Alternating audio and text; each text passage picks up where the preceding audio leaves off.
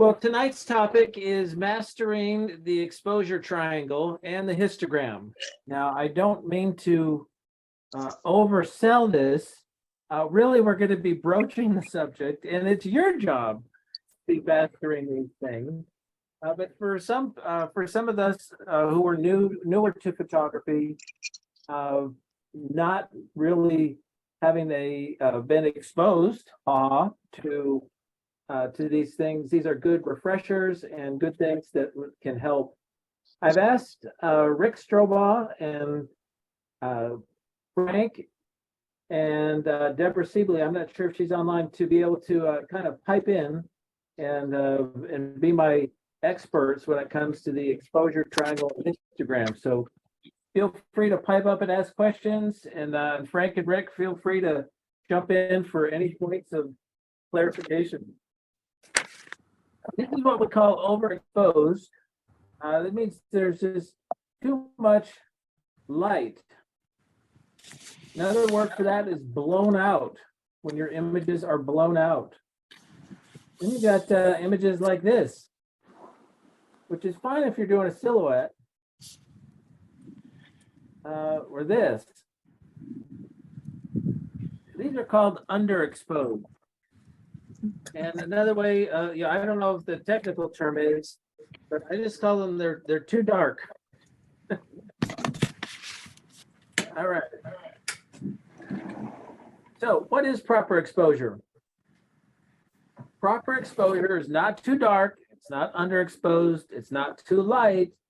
Underexposed, it's just right. It's the Goldilocks of exposures.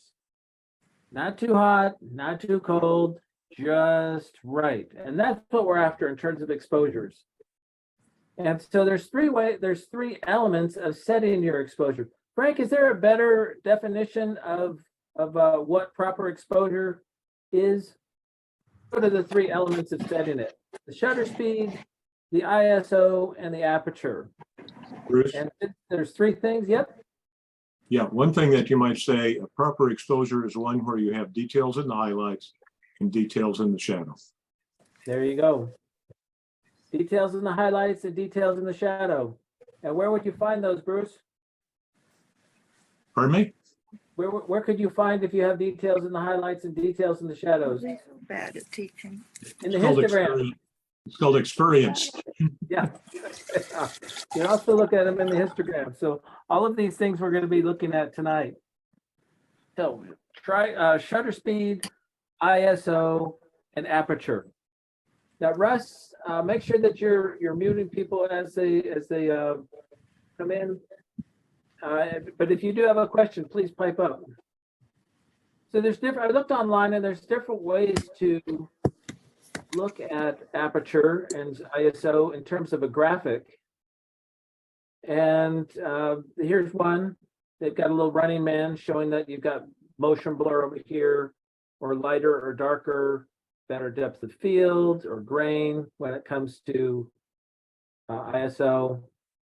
Here's another one that I was looking at. I kind of like this one. Again, you got another running man. And looking at them all, no wonder there's some confusion. If you look at each one of these, they put in a different order. So aperture, ISO, shutter speed. Somebody does shutter speed, ISO, aperture. Somebody does aperture, shutter speed, ISO. But they're all three things. They're all three things. We're going to take a look at these one at a time.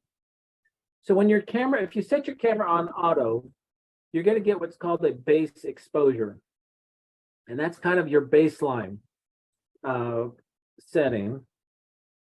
And then you've got this stop of light. So a stop of light from your base, you're going to add or subtract from that. So you got to think of halves and doubles. So here's an example of a picture of a building. So 0 is your base. +1 exposure is a little bit lighter. +2 exposures is a little bit lighter than that. And +3 exposures is a little bit brighter. Then as you minus your stop, it's half of a stop darker. I mean, it's a full stop, but it's -1, -2, and -3. So you're doubling the amount of light or having the amount of light. And this is extremely helpful in terms of doubles and halves, as you'll see. So all things equal, when you're learning, you want to be changing only one variable at a time, brighter or darker. And let's talk about those. And each one of these, ISO, shutter speed, and your f-stop, all have pluses and minuses. And we're going to talk about some of those. So let's look at ISO first. So the lower your ISO, the less, I guess the cleaner your image. The more your ISO, it's more grain, more noise. 100, 200 would be double that, 400 would be double that, 800 and so on. You can see how that multiplies by 2 using that double and halves. So ISO, if you think of it, it's like a volume knob for brightness. The same way that you have a volume knob for your stereo, ISO is a volume knob for brightness. You're not adding any more light. There's only that much light that is there, but you can crank up the volume on that. And just like an amplifier in a car or at your home, when you amplify a signal, the more noise that there is. Now back in film, that was called grain, and that was because you actually had larger pictures. We're going to blow up this area of here, and you can see that they had the noise in grain here in the pictures. That was because you actually had larger pieces of silver that were required to capture that extra amount of light. With digital, it's called noise, and I'm going to use noise and grain. They're synonyms because they're really talking about the same things. The lower your ISO, the less noise that there is. Just like when your volume is at 1 in your car, you can't hear any distortion. But when you crank that thing up to 11 and the bass is pumping and the tweeters have tweeted and the bass is bottomed out, you get lots and lots of noise or grain, as you can see here. And this is underlined. Your image goes on top of that. So let's take a peek. And I'm not exactly sure what's going to be coming through here on with the zoom resolution, but low ISO on the left, high ISO on the right. Let me zoom in on here. Can you see the difference on the right where it's just that there's an underlying bass level of noise? Now there's some things you can do. There's sliders that you can use in post-processing. For example, Lightroom, there's a noise, but they always come at a cost. Here's another example. Zoomed in, you can see the tiny dots. It's not clear. It's not, the picture is fine, but there's high grain when you're shooting that. This is a nighttime photo that somebody took. And it's just, you don't get the details. High ISO doesn't have the same kind of dynamic range. What can be shown from the brightest brights to the darkest darks. What you're looking for is a high signal to noise ratio. Lots of signal, that would be light. Otherwise, you end up with lots of noise. You can actually shoot at a higher ISO if you expose for longer, because you have more signal. So keeping those things in balance is important. So the higher your ISO, the brighter your photo is going to be. But at some point, noise is going to become an issue. Now, a lot of this depends on how new your camera is, actually. Thomas, you've got the EOS R5, and that just handles noise like a beast. Some of your Nikons and your Sonys, a lot of people are moving to Sonys because of the way that they handle the noise.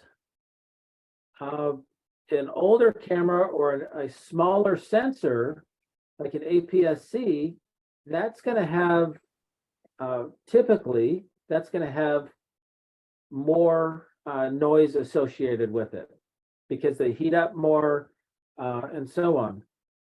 So Frank or Rick, do you have something you want to jump in at this time when it comes to ISO?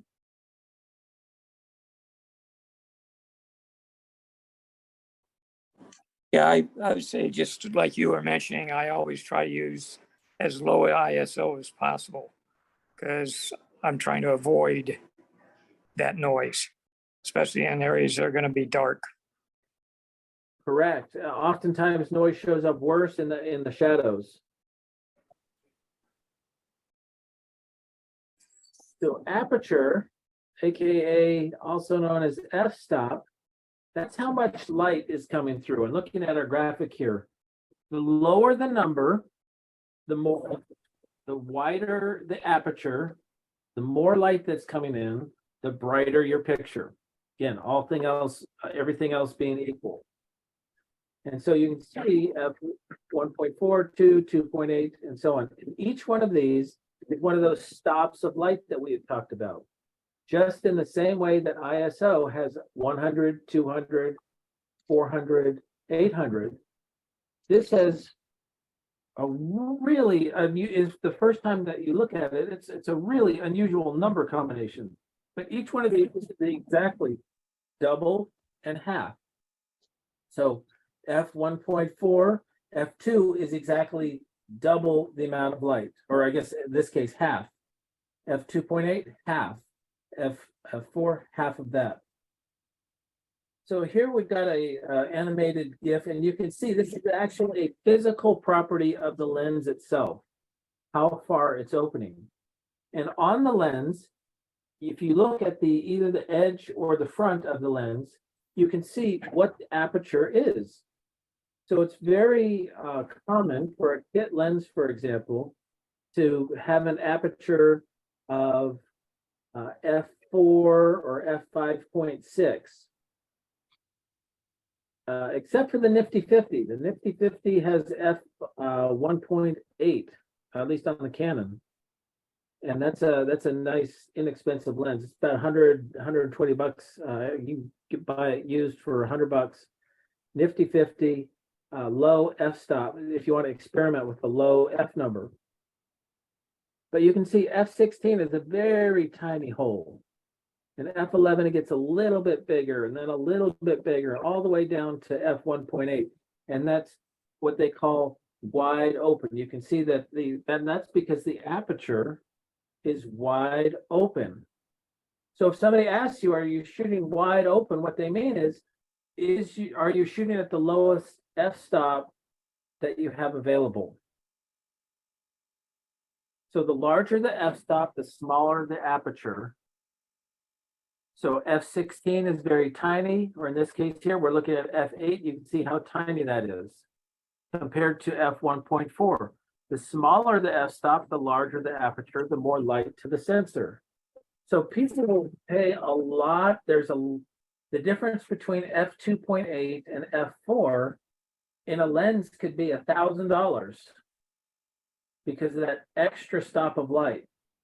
Same thing, I do a lot of astrophotography. Those who get a f1.4 or 1.8, they'll spend an extra $1,500 just for that extra stop or two of light because of the extra light that's going to be coming in.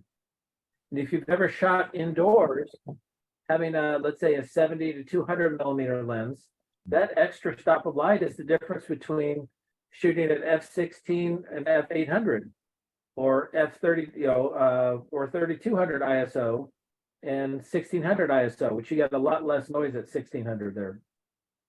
So depending on your what you're shooting, but if you're shooting landscape, you're not shooting at those low f-stops. Rick, what's your standard go-to f number for landscape photography? I'm usually shooting at f13. Give me a nice depth of field. Yep. That's one of the things that the f number will do. It talks about it enhances your depth of field. So if you're shooting landscape, you don't have to buy the f2.8 lens necessarily. You can buy a nice f4 lens, save $1,000, and go take yourself on a trip. So the lower the f number, the brighter your photo is going to be. Again, considering all things equal. Yeah, So- also, for a time there, I was trying to shoot the Milky Way and star photos at night with an f4 lens, and finally just gave up on it because I would have to shoot with such a long shutter speed open that then I'd get the Earth rotation and my stars would not be sharp. You see the movement of the Earth. So I finally invested in 2.8 because it was just impossible to shoot stars with an f4. Yeah, we're gonna be talking about that if you're, is your subject moving or not? It all depends on the combination of ISO, shutter speed, and f number that you're using. So these next couple of slides have nothing to do with exposure, but they have everything to do with f-stops and taking taking the pictures you're doing. So the lower the f number, the shallower the depth of field. So the shallow depth of field, let's take a look at what that means. So have you ever seen where the person is sharp in the front and it's blurry in the back? That's a shallow or a narrow depth of field. And the way that you get that is you use a very low number, 2.8, 1.8, 1.4. So if your lens only goes to f4 or f5.6, it's very difficult to get these kinds of photos. But you can, your picture and you can blur the background a little bit. So for portrait photography, usually the 85 millimeter, they use a 1.8. It's a very desirable lens because it's flattering to the face. It gets enough of the face in sharp, but it blurs out the background, which gives you nice separation. We were talking about a large depth of field. So for landscape, Rick uses f13, I use f11 or f8. And this, I think that this is two different kinds of, the subject is the same, but we've got a shallow depth of field on the left and a larger depth of field on the right. And you can see the difference between 2.2 and 11. See how the dog just pops out. The background fades away. And the focus here is on the dog. Where on the right, you get the dog in the landscape, in the yard. And so it depends on what you're after. What kind of photo are you trying to make? So that separation between your foreground and your background, that all happens with the f number. So take a look at your lenses, see what f number you're working with. Frank, Rick, anything you want to jump in on to talk about f-stops? Yeah, I would like to add that the f-stop is not the only determinant of depth of field. The focal length and the distance between lens and subject are just as important factors in determining depth of field. Ah, you mean the closer somebody is to you, the shallower the depth of field, but the farther away they are, the bigger it is? Absolutely.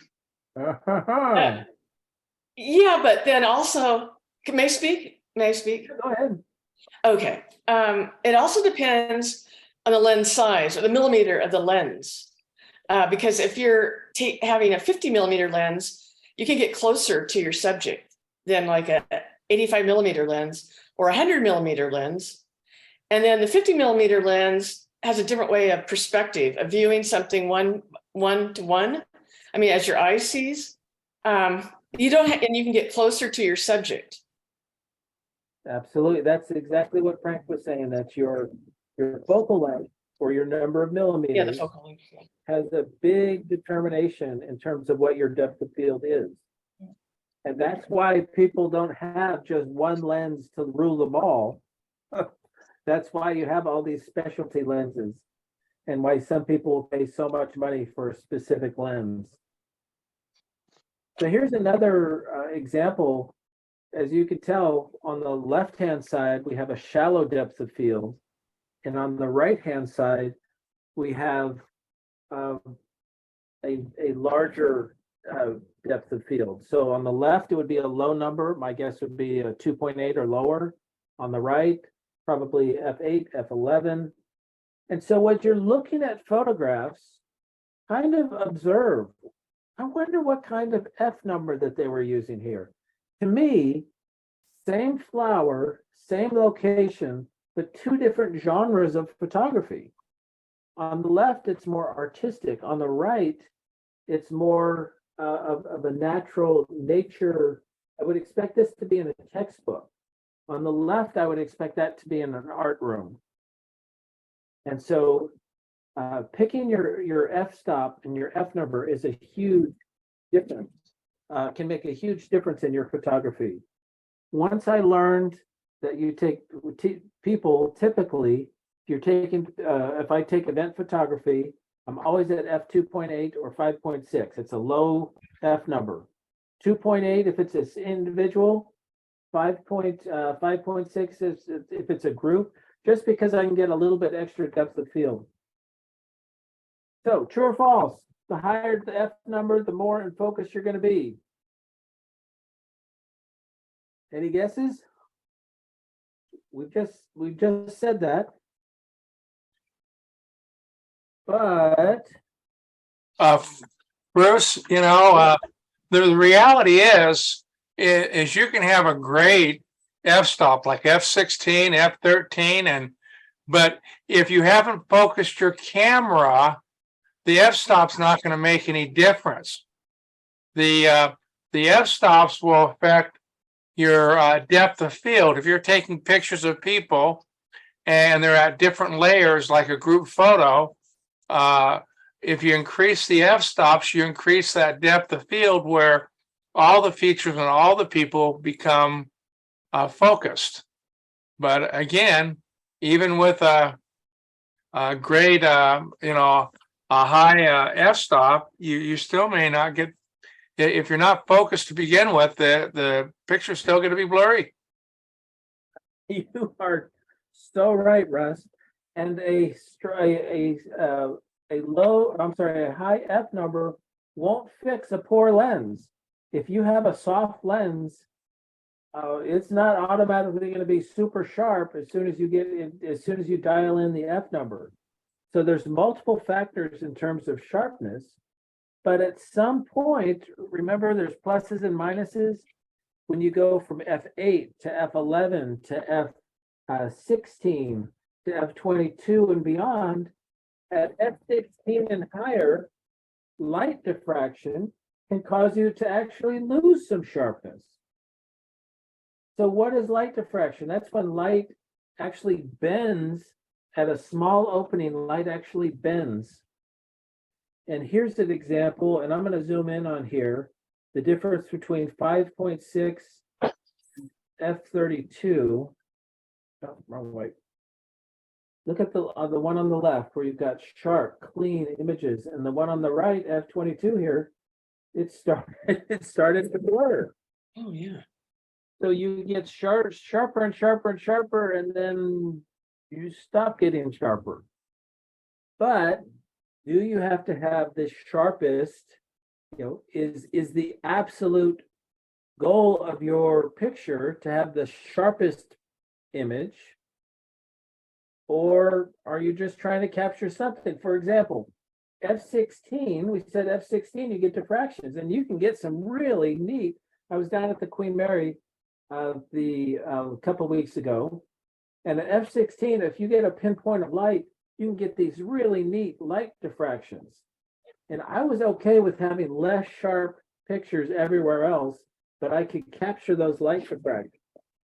So it all depends on what you're trying to do with your photography in terms of what F number that you pick. Bruce, can I add something? Please do. I always find my brain has such a hard time when people are talking about f-stops because it's reverse. When people say stop down, they're really widening, you know, That's for because the the number focus. number is And lower, when you which means widen, the you ratio really is higher. Right. less. And so it's almost like I have to say it over and over in my brain. What stop down is, because when you're talking, I know what it is when I'm shooting, but when I'm talking to photographers, it's like, what? It's such it's just the f-stop system and the way it's set up. It's very confusing sometimes. You wouldn't be the first person to say that. And that's, you know, there are, it is one of those, it's part of the language of photography. Just as you're learning a new language or a new skill in another genre, it's just one of the things that you've got to get used to. And the Yes, best way to do it is to go out and do it. memorize it over and over. Yes. And I have an easy way. I'll share with you at the end. Okay, All right, shutter speed. This is the third part.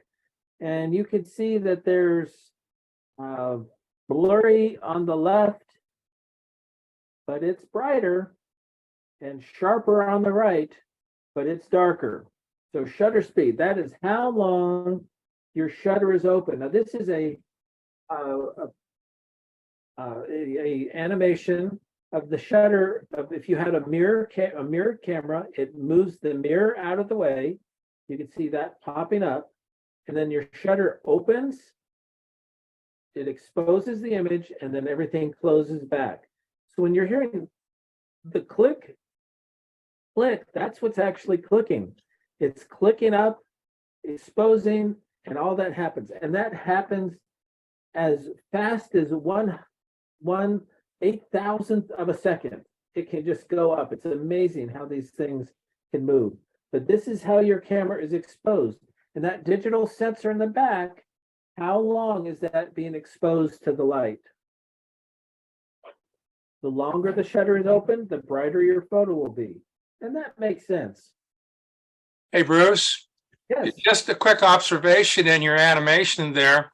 As you notice that the mirror lifted up, you also saw a second screen in the background. A lot of cameras have, when the mirror comes up, there's another shutter there. And they have different shutters where you have a second shutter on most of the cameras to control the amount of light that actually hits the photo plane. Right, and that's what we're seeing here. The mirror pops up and then the shutter pops open. Now with a mirrorless camera, you don't have that mirror to get out of the way. So it saves a step. Doesn't mean it's not, it's still the same amount of noise though. So the longer the shutter is open, the brighter your photo will be. But you'll also then have more potential, more movement. And Rick, this is what you were talking about earlier. When your shutter was open, the earth is moving. It doesn't seem like it's moving very fast, but it actually is. So if you have, so here's 3 different photographs with 3 different styles. So there should be actually 1 over 80, 1 over 250, that's 1/500th of a second. And they were dropping these chocolate chips down. And again, what kind of photo are you trying to create? This is where some of the artistic piece comes in. Is movement part of my image? So we had the Redlands Bicycle Classic. And those guys are whipping. They were really going fast. Now, just try to observe this photograph. And what do you see about the depth of field? We're going to talk about a couple of things here. So we're sharp in the front, but we're also pretty sharp all the way in the back. So we have this is a long, this would not be an f2.8, for example. Yeah.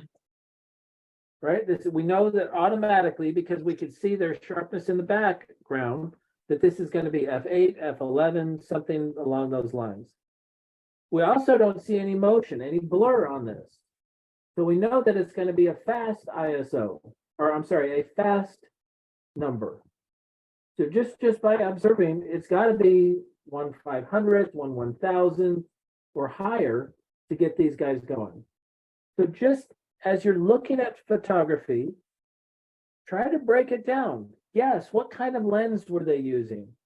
In this case here, it was my 24 to 70, because that has a pretty good depth of field to it. This was at f16 and at I'm sorry, at a shutter speed of 1/1000th. Now, when it snowed here in Redlands, so I was having the darndest time figuring out, should I use a low shutter speed or a high shutter speed to capture the snow? And Jim Hendon, I met up with, we bumped into each other here at the library. And this was, I was still trying, and I thought longer would be better. And it wasn't better. It was too draggy. The snow wasn't looking sharp and crisp. And so I changed my shutter speed. And whoo, what a difference. More stopped it in place. So in this case, because there was motion that was driving my photography, I needed to start with, I started with the shutter speed, and then I worked around that. So what were they? What were the, I just wondered, what was your shutter speed, your focal length, and Over here, I don't have it all on this one, but I know that I started to move it from 1/60th to closer to 250th of a second.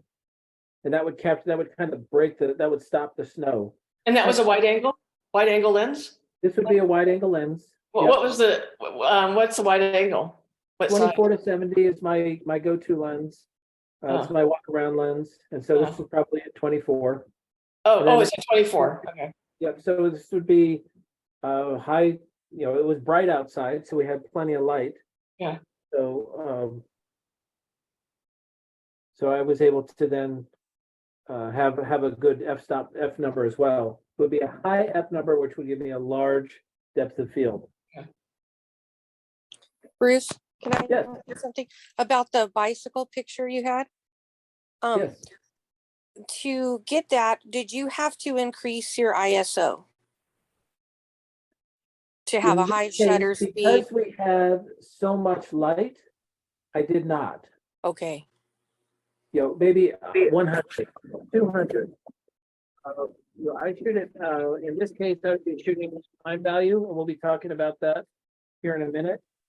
Okay. To make sure that I set the speed first, and then I work backwards from there.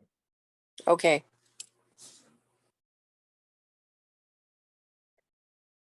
So now that we have an exposure, we've talked about all three of these things, but what if it's still too bright, or what if it's still too bright, too dark? Well, you've got your exposure compensation, and that's plus and minus, and that's universal on pretty much all cameras. Again, start with 0, plus 1 stop, which means double the light, plus another stop means double the light, and continuing. The way that I remember it is brighter is brighter. That to me helps me remember which way to go. Is my photo too dark? Move to the right. Is it too dark? Move, or if it's too dark, move to the right. If it's too bright, move to the left. Brighter is brighter. So again, twice the brightness, half the brightness. Here's a sample again. Plus 1 stop, plus 2 stops, minus 1 stop, minus 2 stops. So here's questions to consider when setting your exposure. How does my camera do with high ISO? Is it a newer camera or is it an older camera? Is it an APC sensor? Just how does it do with high ISO? what's the lowest F number on my lens? That can help determine what my options are. I have options with a 1.8 lens that I don't have with a 5.6 lens. Most, again, like I said, most kit lenses are 4, 5, or 5.6, which is great when you have plenty of light. But if you're trying to do night photography and you want to capture something quickly that is moving, you've got problems. And what's my fastest shutter speed? Boy, I found out this the hard way. I was looking at it was pretty bright out. I was trying to stop the windmills over at Cabazon. I wanted a sharp photo of those windmills. And one camera would go to 1/4000th and one went to 1/8000th. So that's one stop. And that made all the difference. I was able to use that extra amount of shutter speed. So are you shooting, what kind of photography are you shooting? Boy, a landscape photographer is going to use totally different settings. I mean, Rick, if you were to use the same settings as Ann Kramer, you would be in trouble. And Ann, if you use the same settings as Rick did, you would be in trouble. Dave Pickey, sports photography. You may, you're trying to shoot a football game at night. What kind of settings are you using, Dave? Sorry, it took me a minute to unmute. It really depends on where I'm at. Okay, so not all football fields, for example, are lit equally. Some schools have been built a long time ago and they only have 2 light standards on either side. Some of the newer schools have 3 on either side. So I could be shooting from about 5,000 ISO all the way up to 51,000. Oh, and you need that high ISO so you can compensate on the other side and get the speed that you need because you're shooting. Yeah, I shoot depending again on the sport and what I want to accomplish. For example, volleyball. Sometimes I'll shoot at a higher shutter speed to freeze the action, and that's cool. But then other times I will slow the shutter speed so that when the volleyball player goes up in the air, they stop for that nanosecond, but the ball is still spinning. And I catch that movement of their hand and maybe the ball. So again, it depends on what you're trying to accomplish. Boy, doesn't it? And this is where I find it a funny question, but new people always ask it. What photo setting should I use? A lot of the time, it depends. It depends. It depends. And you're going to start somewhere and then you're going to adjust up and down based on conditions. Yeah, and a critical thing with the new mirrorless cameras is that they have the histograms right in the viewfinder. Ooh, So don't steal my thunder there, buddy boy. So yeah, Right you can there. see automatically where your light and adjustment. And I've practiced at home watching TV commercials of automatically going to my exposure compensation button with my index finger and rotating the dial with my thumb to adjust. And so it's become very natural in sports photography for what I do. For landscape, I set it up, look at my histogram, and if the wind is blowing and the poppies are just moving all around, I may want a blur shot or I might freeze action. So that again changes my shutter speed and the amount of depth of field that I want, which also, if if it's shadowy, my ISO automatically goes up. But on another note, Lightroom, their denoise has gotten better, but I also use a plugin. So there you go. Can I piggyback on something Dave is saying too? That in general, if you're, and maybe this is true for landscape, I don't know, but if you're doing any kind of photography where speed is involved, you got to know how to change your shutter, change your f-stop, change your ISO, even change your exposure comp in a second. You have to know those things by heart. And so what Dave said about, you know, somebody told me this because I had trouble with figuring it out. He said, okay, Ann, I want you to put your camera on the table. And every time you walk past it, I want you to change your ISO. And then when you walk past it again, I want you to change your shutter stop until it's just all day long. You just practice that until you figure it out. And that helped me so much because I would miss a shot because I couldn't change the setting fast enough. And now I don't think you need to do that if you're doing landscapes, but I could be wrong. No, you tend to be right. And, you know, once you've gone to a spot and you're searching it out, you're looking, you're not just saying, oh, there it is, and you set up your tripod or not, and you take your picture. You really got to work it and kind of figure out what is the angle that you want and what is the perspective that you want. Right. And once you figure that out, it's pretty much set it up. I shoot manual for all my sports and my bird as well as my landscape. So I become pretty intuitive on knowing exactly what I'm doing, but it takes practice.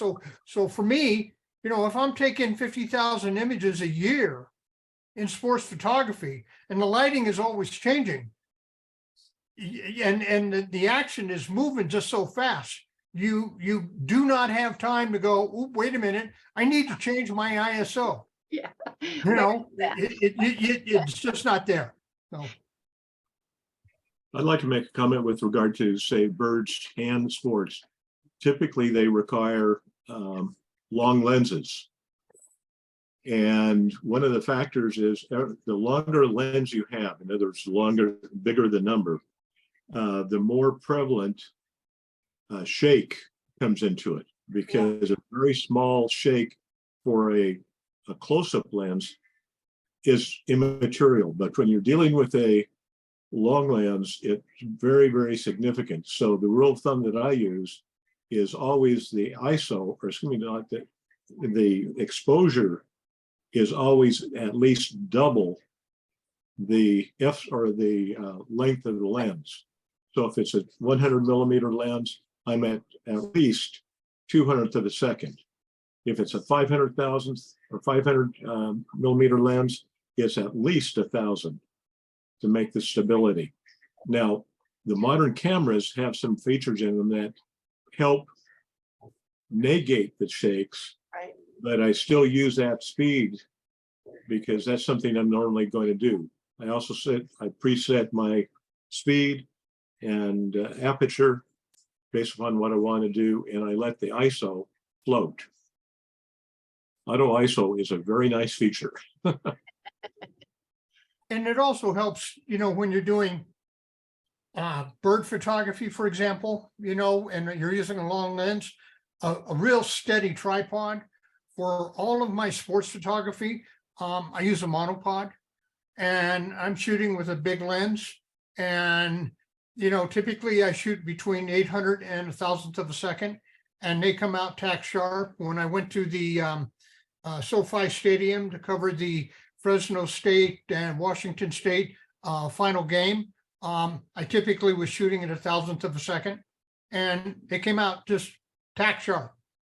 So There's also a new feature in my R5 that I just discovered where you can set the focus point.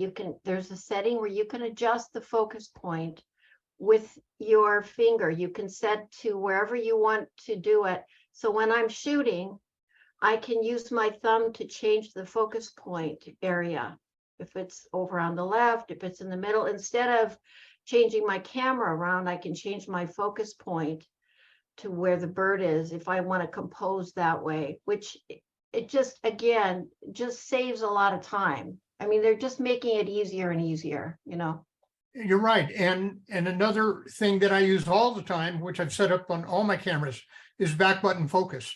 Because once you press that back button, you know, no matter whether the object is running towards you or running away from you, it's sharp and focused, and you don't have to worry about it.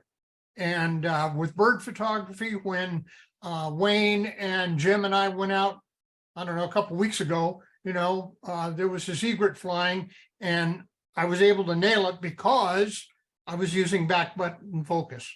So, The critical thing about back focus is if you have both the focus and the shutter using the same button, if you're using that, and with the modern cameras with the, say, the animal tracking, it's tracking very nicely as long as you have your shutter or your shutter button at least half, partially down before you trigger the picture.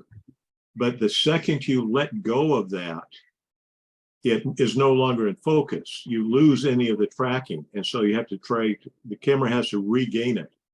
With back focus, then you can go ahead, you can lock that bird in focus and take pictures when you want, but keeping it in the back focus keeps the camera actively tracking your subject.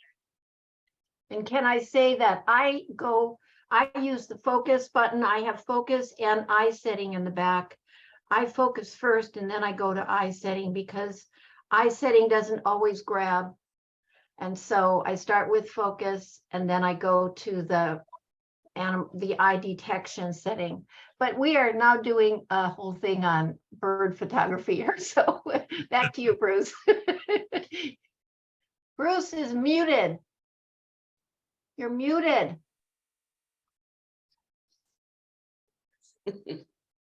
Bruce, can't hear you.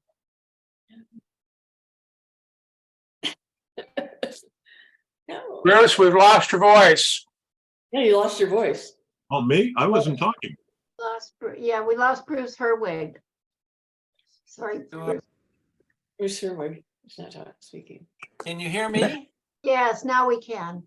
Okay, well, you couldn't hear me because everybody else was talking. I'm taking back over again. Can I tell one more thing, reference long lenses? Oh. Uh-oh, go ahead, Rick. Keep in mind too, with long lenses, they also compress your photo. I know I've had times watching a TV race or something like that, and they're telling how the person in lead, when they're shooting face onto them, how big of a lead they've got on the person behind them. And you're looking at the picture, it's like, no, the person's right behind them.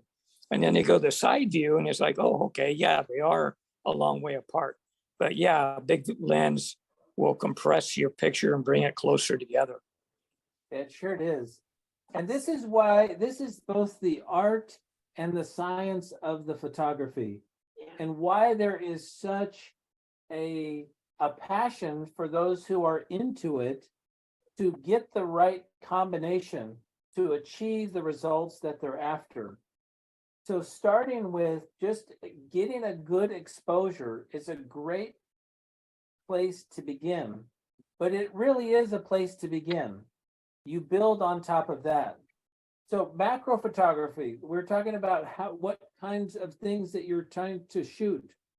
Astrophotography, I need wide open, I need low F numbers. Architecture, what kind of, is it sunny outside? Is it overcast outside? Are you shooting a sunrise or a sunset? Are you indoors versus outdoors? These are all things to consider when setting your exposures. Do you have access to a flash or not? So I've kind of boiled it down to number one, how much light are you working with? That's an important thing to configure. Two, is my subject moving? Now you might say, my subject isn't moving, I'm just standing there. But Rick, like you said, if you're shooting at night, the earth is moving. And three, how much of my subject do I want in focus? And if you concentrate on those three things, in addition to that triangle, that will help you know where to begin. So what if there was an easier way to set exposure? Aperture priority or shutter priority? Those are the two that you may shoot all manual, and more power to you. But aperture priority and shutter priority are for the rest of us. You can see here they're set A on a Nikon, I believe AV on a Canon. And what happens is you set on aperture priority, the F number and the ISO. And in fact, Bruce Bonet, you were saying auto ISO, you could actually set the ISO to do automatically. So if you know that you're doing landscape photography, for example, and you want F11, you can set the ISO to 100, and then it will figure out the shutter speed for you. Shutter priority is the opposite. You set the shutter. So for example, when I was shooting the bicycles this weekend, I was shooting at 1/15 or 1/1500 to make sure that I had that really, really fast. And then ISO, I set that to auto and let the shutter figure out the missing piece. So Frank, do you shoot shutter priority, aperture priority, or are you all manual? Did you ask me, Bruce? No, I asked Frank. Oh, okay. Not jumping on. But Russ, since you're answering, what do you shoot? I normally shoot in manual all the time. Really? Yeah, so I can control the aperture, my depth of field. I can control the aperture, the speed, and the ISO. So I just normally shoot in manual. Rick, what do you shoot? I always shoot aperture priority unless I'm shooting suddenly for some reason birds or something like that. But landscapes, I want the depth of field. I want the low ISO at 100 most of the time. And I don't, the landscape's not moving, so I don't care what the ISO is. You don't care, I care what the ISO, I just don't care what the shutter speed is. Yep. It could be 1/50th of a second or 250th, a thousandth, whatever. I want the low ISO and the good depth of field with the f-stop. I second that motion, Rick. Thanks. This is Deb Sibley. I shoot all manual all the time also, like Russ. Because I'm old and I learned on a film camera. Are you saying that I'm old, Deb? I know I'm 70. Yeah. I say I'm old and so after a while. Well, I thought you were younger than me. No, I wish. I shoot in manual when I shoot birds, but if I do a landscape or I do a close-up, a macro, something like that, I go to aperture priority a lot of the time. But I'm real comfortable with manual now, and I was afraid of it years ago. And then it just becomes intuitive after a while. It's just it's like it confuses me more to go to. I have so much more to think about. So manual gives me control over everything. I have a question about I know it's a little bit it's actually about raw and JPEG. Why would you just because I don't know, I was taught to use JPEG plus raw. And then I'm taking this other class, photo class, and the person just shoots in raw. I guess raw is considered the negative, but why wouldn't you have a JPEG too?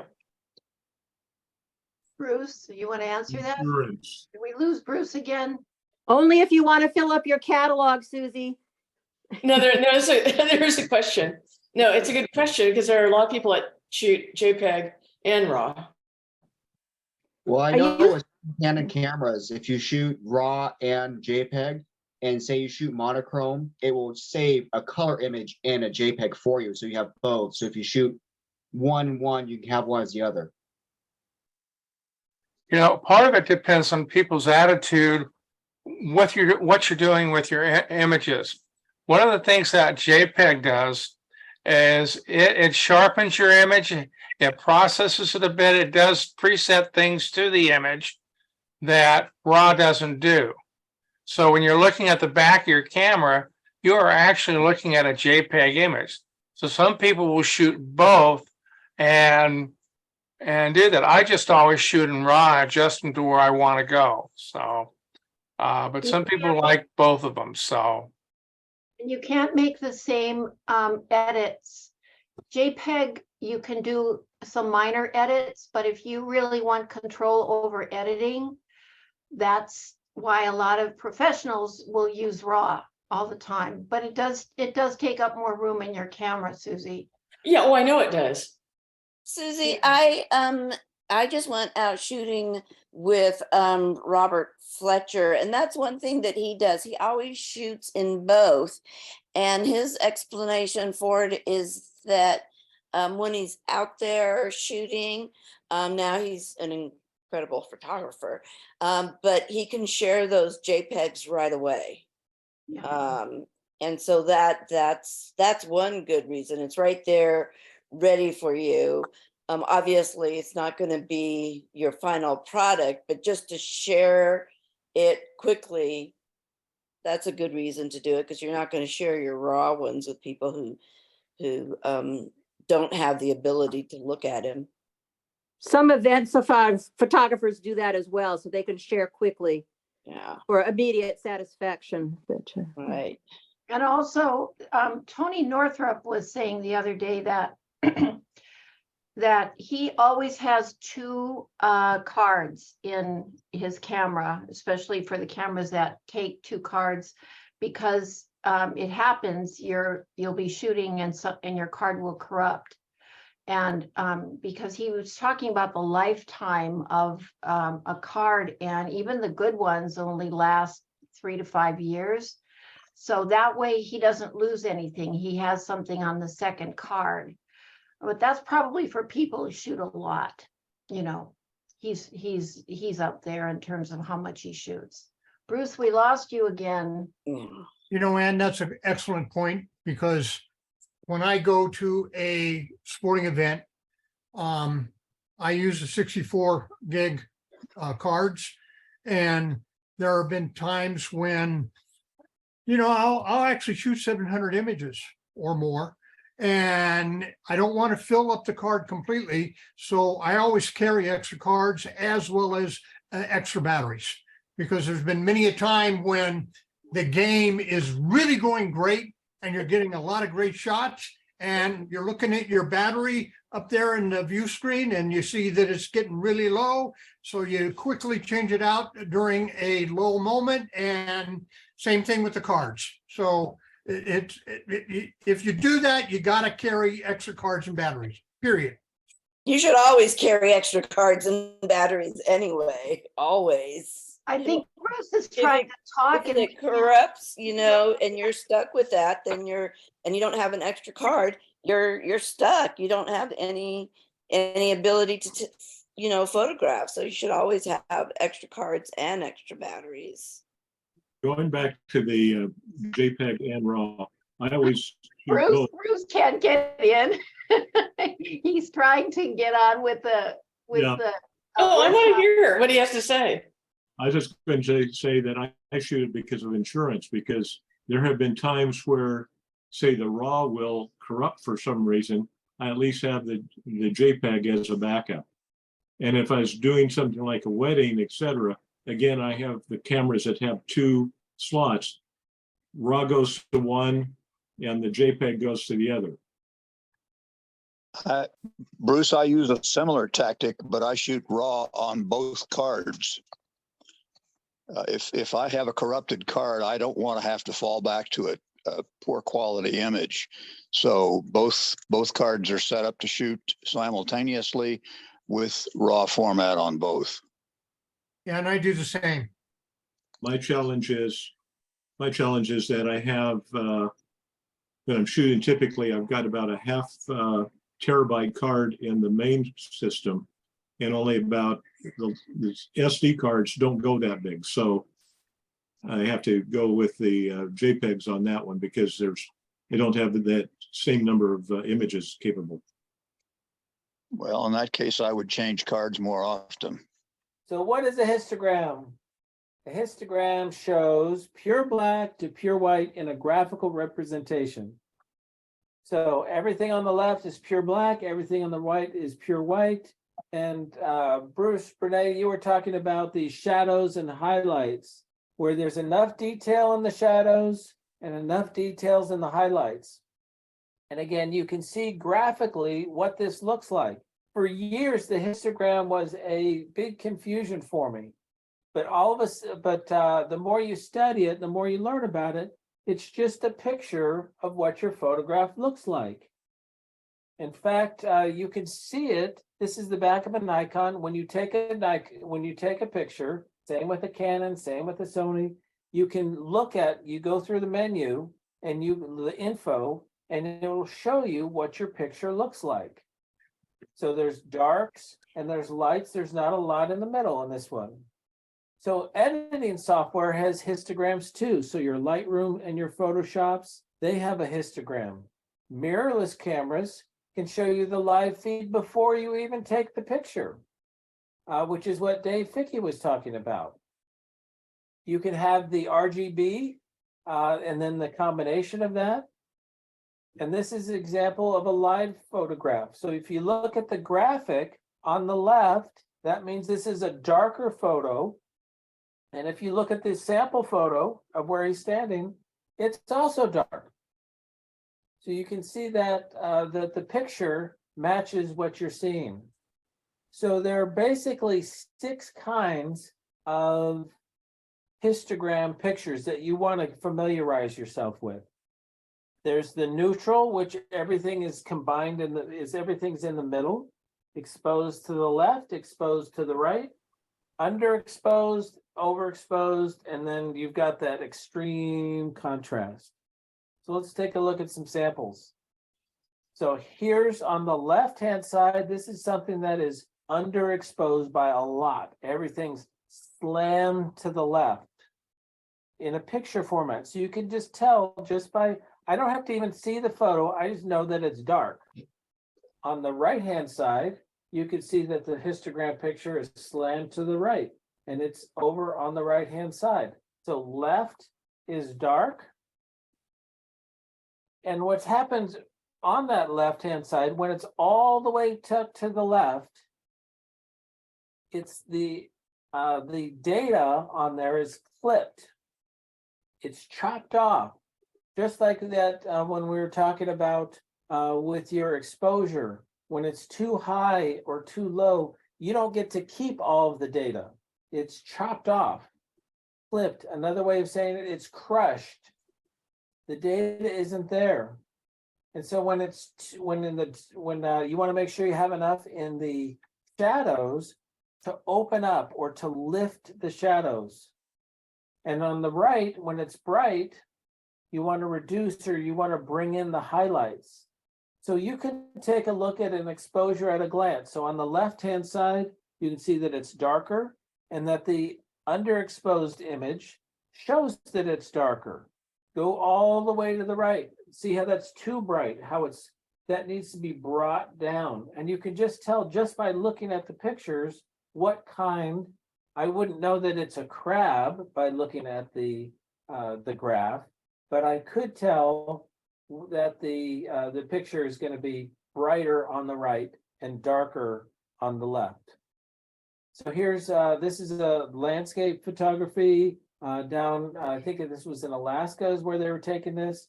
Underexposed. So you can see that picture slammed to the right, to the left. So what this person needs to do is either use their exposure compensation or some combination of the ISO. So they could up their ISO, they can lower their f-stop, or they can increase their shutter speed. Well, this is a landscape photo.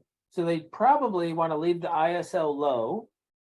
It's a landscape photo, so they probably want to leave their f-stop at f11, or if this is Rick, f13, f8, somewhere in there. And so that leaves them the shutter speed. And so by leaving that open a little bit longer, they can capture that.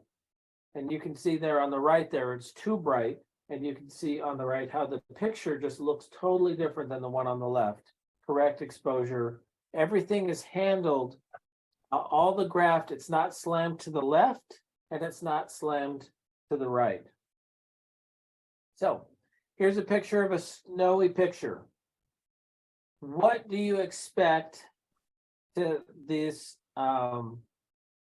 this to look like, the histogram? So I'm going to reveal the histogram. Is it going to be to the left? Is it going to be the middle? Is it going to be to the right? A little bit to the right. Yeah, why? Because it's white, correct? You're going to see lots of white. And what do you know? It's to the right. So I can tell that it's going to be to the right just because I can look at the compensation of the picture. Here we have a sunset picture. We've got a lot of dark images. So again, what is this going to look like? That's going to go to the left. And hope it's slammed to the left, which means if I'm trying to recover, probably down here in the water, I'm going to get a lot of noise and it's going to be rainy in this area over here. So there is, as you move on in your photography experience, you're going to hear something called ETTR, exposed to the right. And what they're encouraging you to do is move to the right, move that exposure, really shoot for the highlights is what you're trying to do. Expose for the highlights. Here's two images. You can see both of them, in this case, are within the left and the right. There's nothing that's slammed to the left and it's nothing that's slammed to the right. They're both in there. But the exposure on the right is moved farther away to the right. And what happens when you make them equal using your Lightroom or using your Photoshop or you have equal exposures now after you've done your editing. When you look at the detail though, again, I'm not sure exactly what's coming up through Zoom. On the right-hand side, it's much cleaner. So by exposing for those highlights, you're not pulling the shadows so hard. And so you get less of a grainy image. So action points. 1, if you haven't, find the histogram on your camera.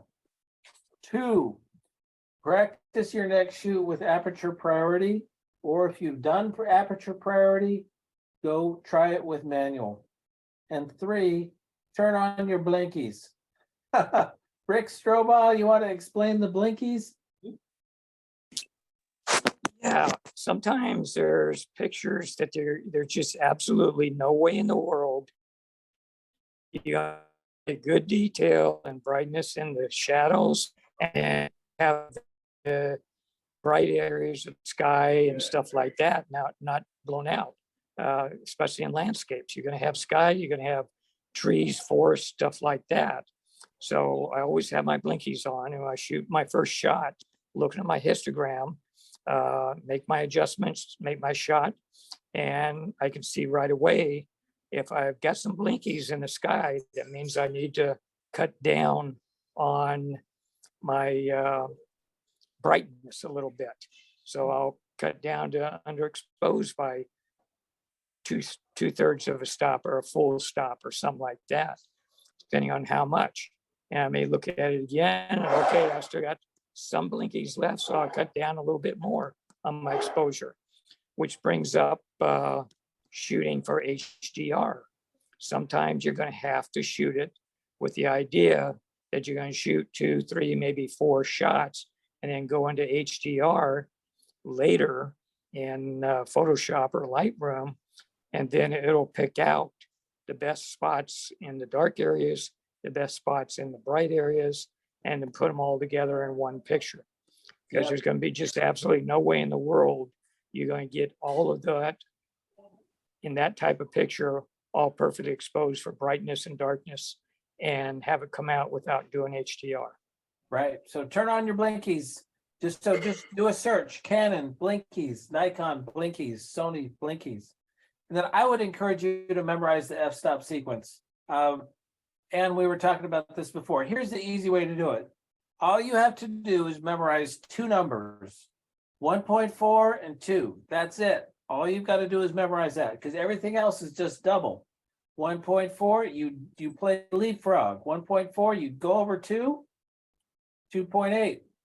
You go to 2, you leapfrog 2.8, and you go to 4. You start with 4, 2.8, you jump over 4, 5.6, 4, jump over that, you get 8.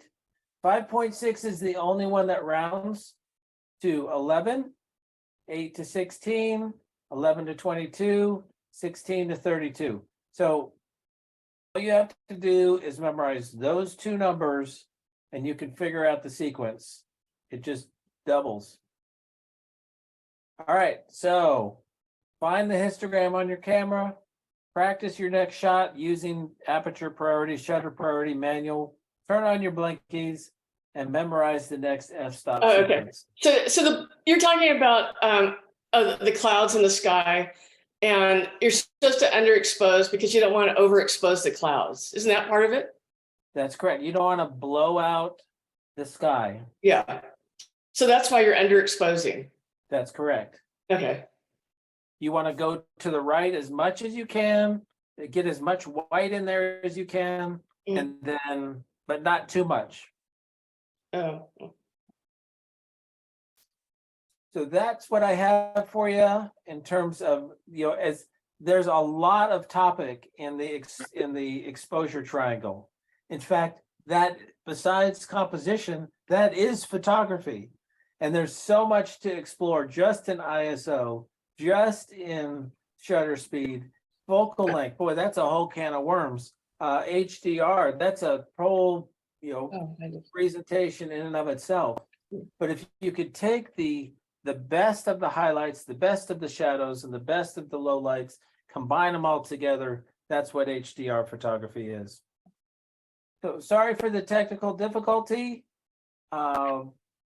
Questions?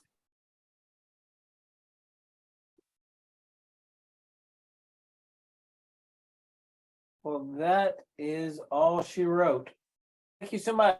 Appreciate you guys hanging in there. Thank you. Bye. Good to see y'all.